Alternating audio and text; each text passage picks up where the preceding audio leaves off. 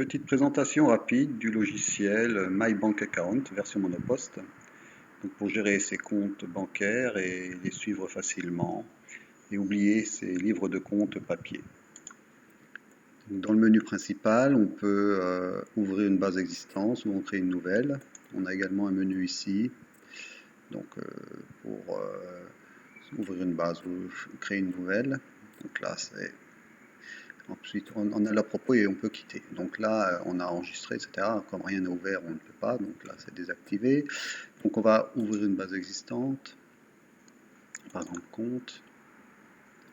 Là, vous voyez qu'il y a deux comptes. Donc un qui est a priori à jour, avec 0 € de solde. Et puis ici, un compte qui est en débit actuellement. Donc, compte débiteur.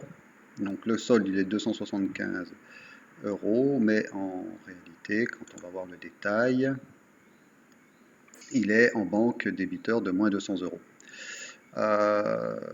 Pourquoi? Puisque ici, en fait, dans cette colonne, on va checker les dépenses que l'on a faites avec la banque pour voir si on tombe bien avec la banque. Voilà, par exemple ici, si je fais 1400, là je fais et voilà. Donc ici, à ce niveau-là, vous voyez que en banque et le solde du compte en banque et en réalité correspondent, ce qui à la fin de chaque mois devrait arriver systématiquement.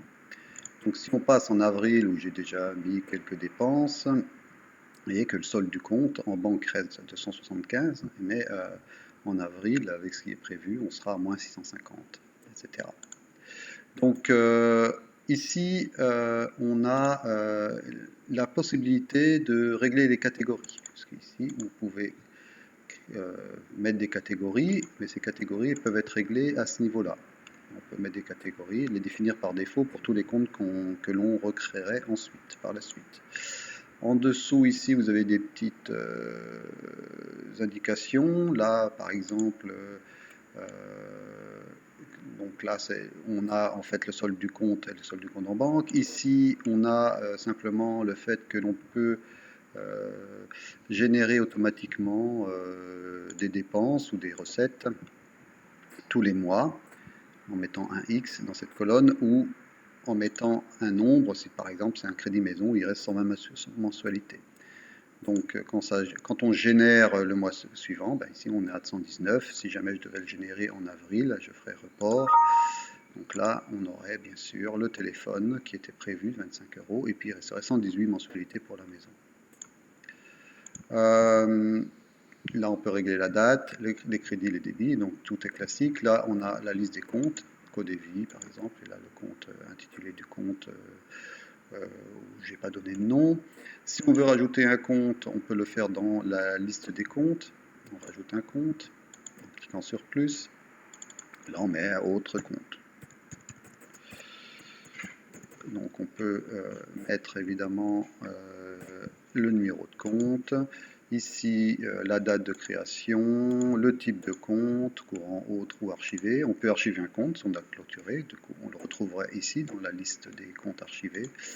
Et puis, ici, on aurait les commentaires. Et les commentaires, on peut mettre en fait des tags. C'est pour pouvoir faire des tris. Et je peux trier selon les colonnes, selon les dates, selon les soldes, selon les types de comptes, selon où on en est. Ici, on voit que les comptes sont créditeurs et à jour.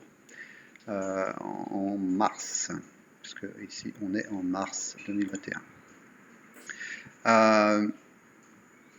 Si jamais on rajoute en fait des dépenses qu'on n'avait pas vues, imaginons ici que je rajoute 500 €, le compte évidemment en mars va rester en débiteur, et puis dans la liste des comptes il va apparaître comme débiteur actuellement. Si on décoche ici et puis que le compte est, on va le mettre en créditeur. Donc on va rajouter les 500 ici. Non, crédit j'ai dit. Donc là, si je rajoute du débit, c'est sûr que ça ne va pas aller. 500. Vous voyez que actuellement le compte est créditeur. mais on n'a pas à vérifier en fait avec les relevés de compte si cela correspondait. Voilà, sinon on peut imprimer, exporter vers un fichier Excel ou CSV, on peut fermer la base, enregistrer. Donc là j'enregistre, et puis on peut fermer la base. Donc ce logiciel, c'est un logiciel shareware. On peut bien entendu aller dans le à propos pour valider la licence. Donc logiciel shareware, ça veut dire qu'il est disponible gratuitement pendant 3 mois et, ou un certain nombre d'utilisations. Et puis, si vous voulez activer la licence, donc il faut envoyer à cette adresse mail ce wcode qui est ici. Et vous pouvez également contribuer en cliquant ici et à partir d'1 €. Donc c'est une contribution libre, hein, donc à partir d'1 €.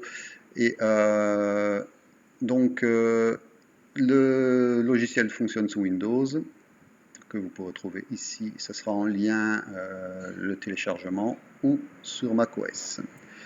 Donc ce sont des logiciels qui ont été développés par un développeur indépendant, donc qui ne passent pas par les plateformes habituelles, Google, donc Play ou donc Apple. Mais du coup, pour installer ces logiciels, vous devrez passer en mode administrateur, car vous aurez certainement un message comme quoi le logiciel n'a pas été proposé par la plateforme. Voilà, donc bonne continuation à vous et merci d'utiliser ce logiciel. N'hésitez pas à mettre vos commentaires.